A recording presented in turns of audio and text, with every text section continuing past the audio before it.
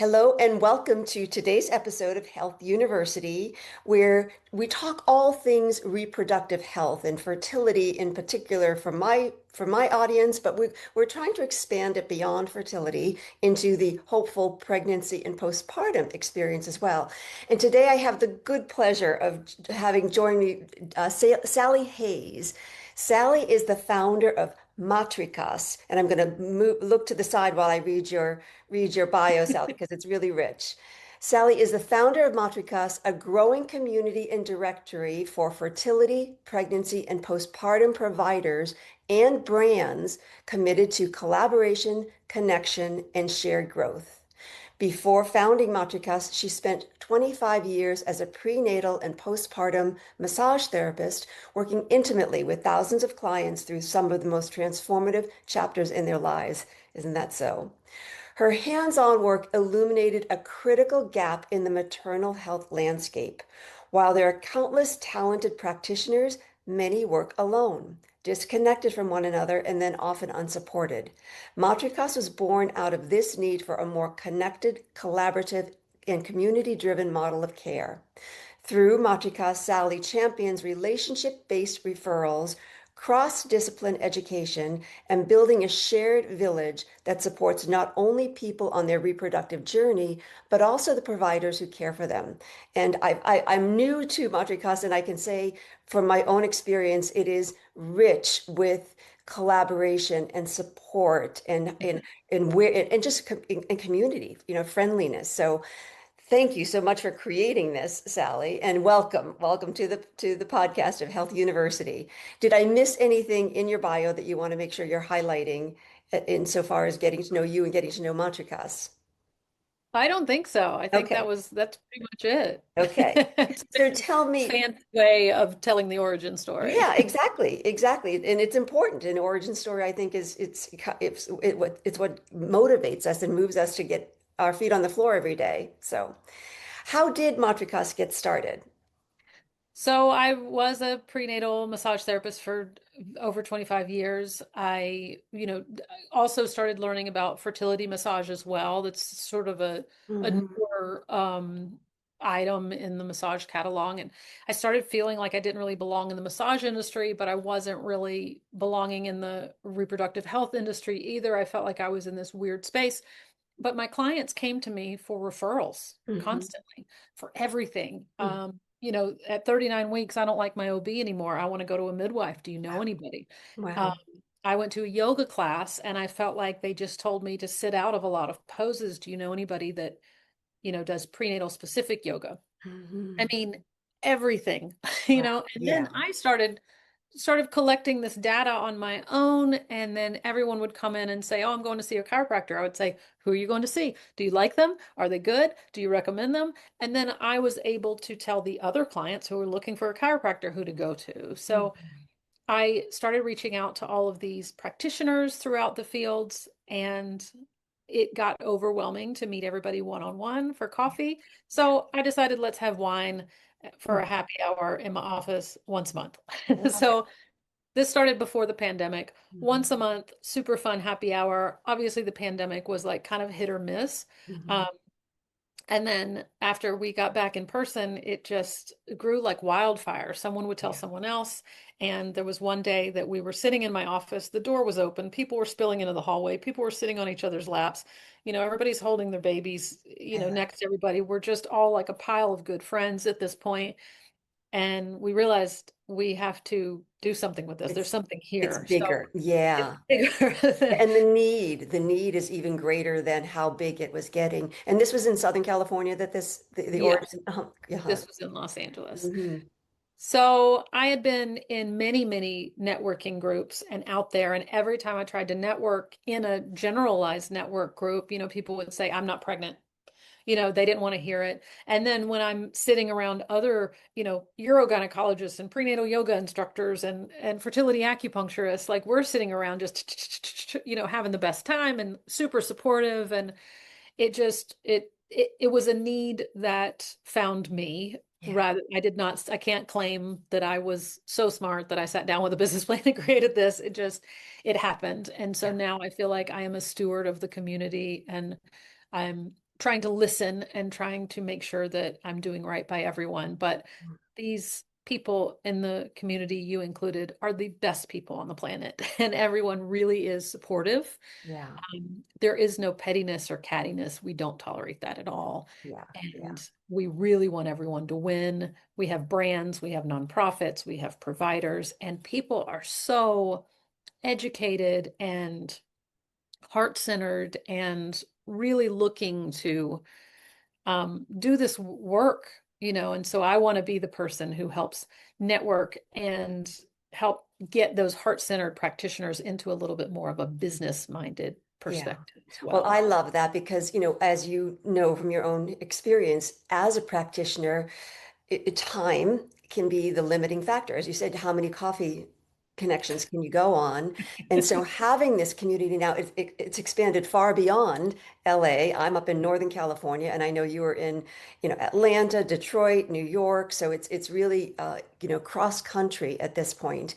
And I love that you are not only expanding around the country, but within these pockets, if you will, these hubs, these villages, that you're also creating a community within that area so that we can do the very thing that you're doing down in LA, which is to also have in-person events from time to time that welcomes the community at large, not only practitioners, but also people who are interested in the services of the practitioners. And it's true. We know how great this need is because we're serving these people who are at some of the most, vulnerable and transformative times in their lives. And so if we feel alone, imagine how they feel if they're having to now go search for who's the right person for me. So it's so lovely to have us vet ourselves and support each other. So when you talk about the building your village, expand upon that, if you will. Do you mean the event or the concept? We'll do both. Let's start with the concept and then Okay. and then we'll go into the event. So building your village is, it takes a village. We've all heard that phrase, right? But building your village really is, for me, we're a provider facing network, Hmm. and we're building the provider village Hmm. so that the providers can support the clients and patients, Yeah. right? Yeah. So I found this need that there's not a specific provider focused network. It was a weird thing. Like no one was doing it. Yeah. If you wanted to network, you had to go network with real estate agents and insurance people, which is great, but it's not as effective. You can be in a room with 200 insurance salespeople, and that's not as effective as being in a room with five like practitioners who work in reproductive health, Right. right? Of course. So it was a little bit more about making sure that we are efficient with our time. A lot of Hmm. people see full dockets of patients and clients all day. Some people are mobile and they're driving around, major Hmm. cities. So I'm really passionate about connecting the entire country. We know that this is the most dangerous country to give birth in the industrialized world. And how do we change that? Yeah. Everyone is working so hard to change that in their own little individual practice. Hmm. There are amazing people, advocacy groups, people that are really working. How do we get everyone connected so Yeah. that everyone's not reinventing the wheel every Right. 4 minutes, right? Right. So my big my big goal is hopefully at the end of 2026 that we're going to have a weekend conference in Vegas with everyone from across the US. I want everyone there. In the next 5 years, I think we can make a change Hmm. in this country and make birth safer. Yeah.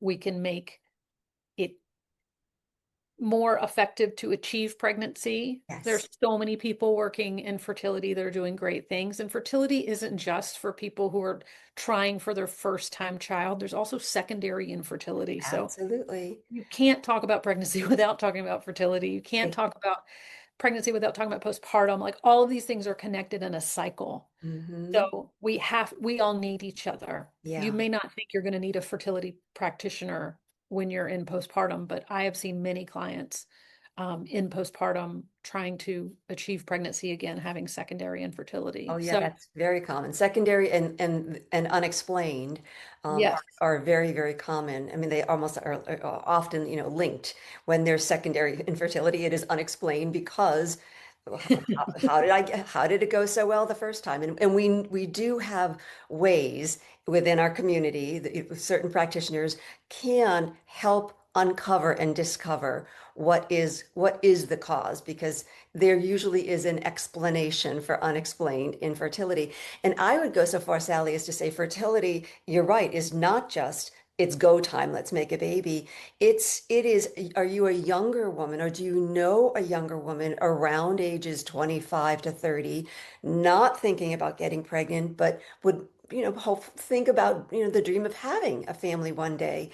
This is the time for you to ask your medical team for a basic workup, because it just breaks my heart to see so often a person say, if I only knew that my symptoms at ages, 20 to 30 were this endometriosis that is now inhibiting my ability to conceive, that could have been remedied early on before it became such a case of infertility. And I personally believe infertility, while we now have it as 1 in 5, 20% of the population, that trend can be reversed. And that's what I think you're getting at as well, with, absolutely. let's get all of us together.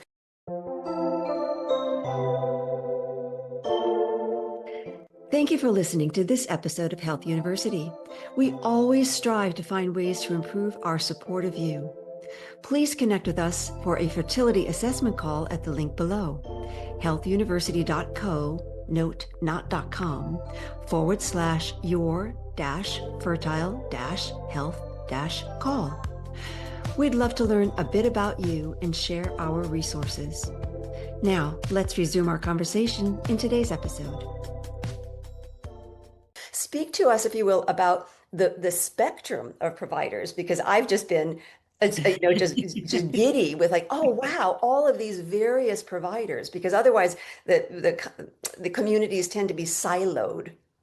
Exactly. Hmm. So part of being a massage therapist, massage therapist is not a really very well respected profession. It's just not. I hoped when I went to school in the 90s that it would be at this point, but it's not. And I always struggled with that. And when I worked with pregnant people, I heard a lot of misinformation coming out of their mouths from their OBs. My OB says, don't touch my feet. Okay, where on your foot?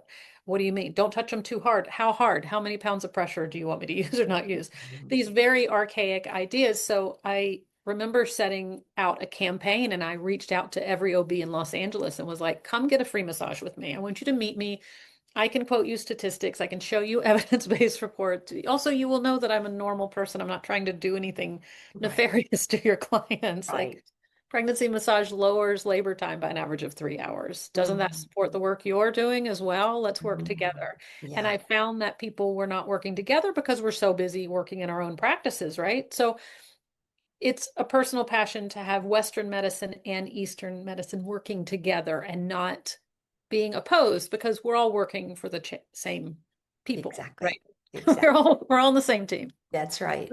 That's No reason for us to, say, oh, that doesn't work, or that let's find out if it works. yes, Let's figure exactly. out if hypnotherapy works. And if it does work, don't you want to have someone who is an expert work with your patients and see how it can work? So Mhm. something that really excites me every time is to see, either in person or through social media, I see our members collaborating. I see Mhm. innovation. I see new partnerships forming, Mhm. which is what is going to change Yep.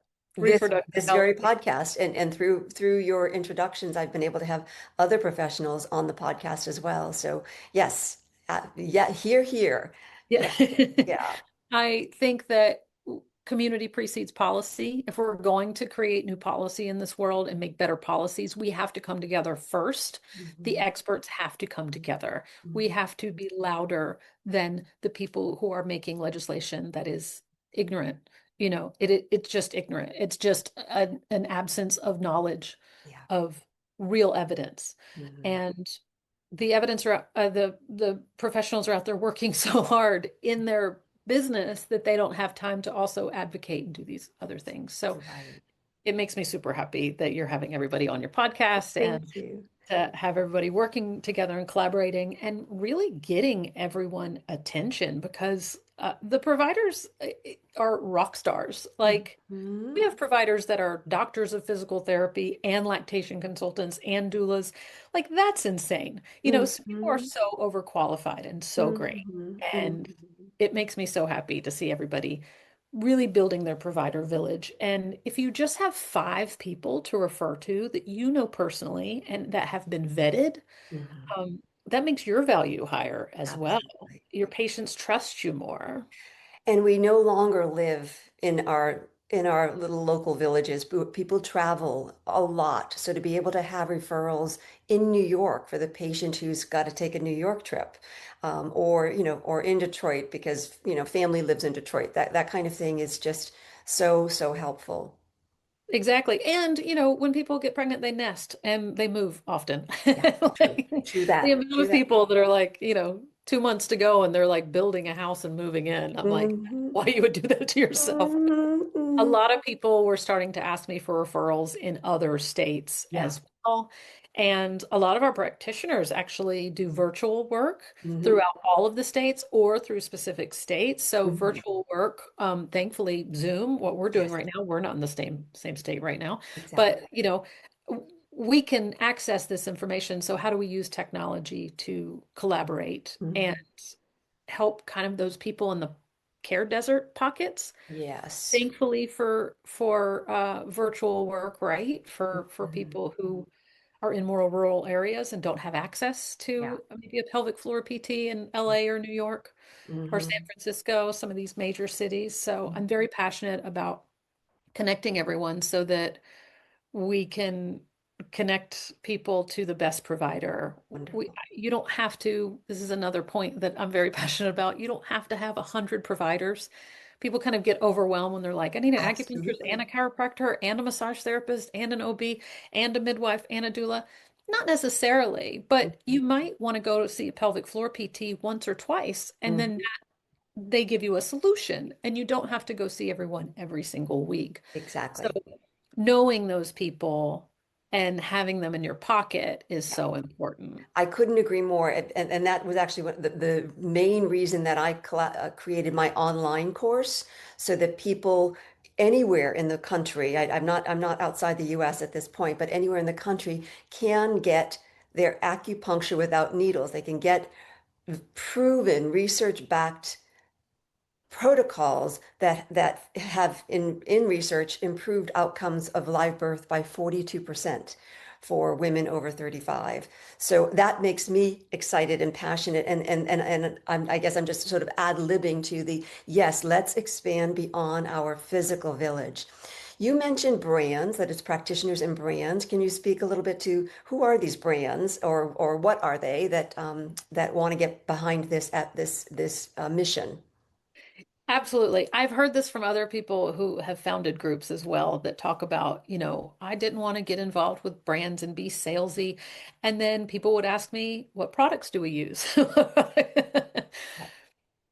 Founders of brands are the same as providers. They have the same origin stories. They saw a need in the community and they created something. I think we have to get away from this idea that selling is bad and that money is bad. Of course. Um, People aren't making brands to like, like People aren't making brands to steal from you. They're to making steal. brands to Yeah, it's offer not, something to you. I mean, there probably are some out there, but the brands that we have are not. We have some really great brands that we work with that absolutely coincide with being a practitioner. Mhm. It's very important to vet your brands and to make sure that we're having great brands, especially when we had the fires in Los Angeles in January Mm. this year.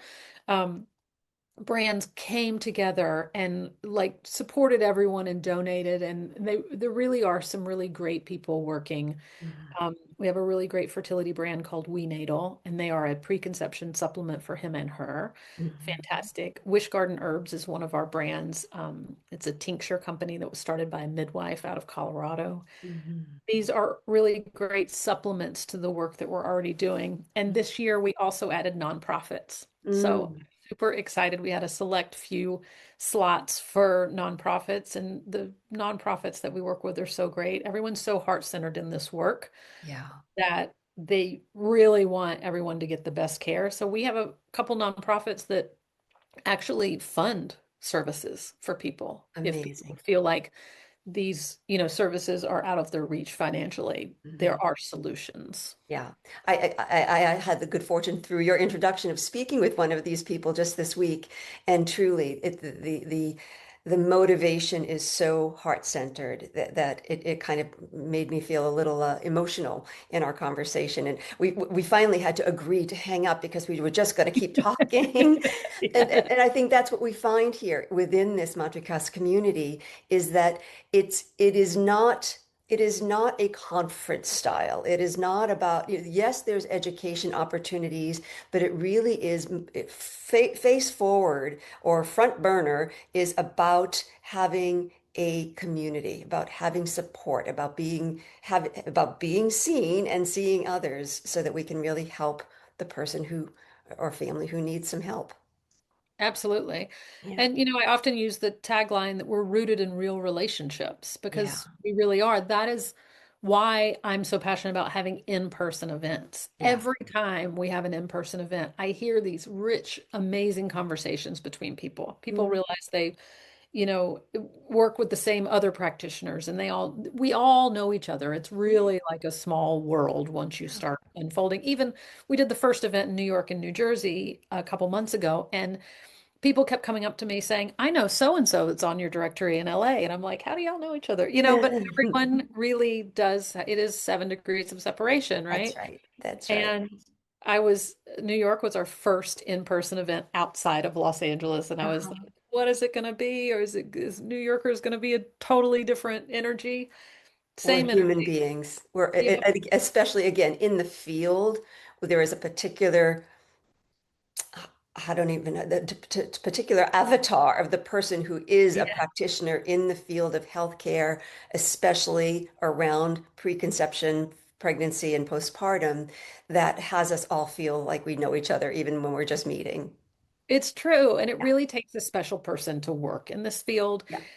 It's indescribable, but Mhm. there is something really special about when everyone comes together. Mhm. And Mhm. the mission is bigger than any individual person. Yeah. So, yeah, So, it's so exciting. for listeners, for viewers, if you are a practitioner, there'll be invitations in the show notes to go and come join us at Matricast, Yes. and there'll be also some notifications about upcoming events. Yes. You've got the big one coming up in October, and I Yeah. know that this is going to air long before October, so that one we can mention. How many people show up to this October event?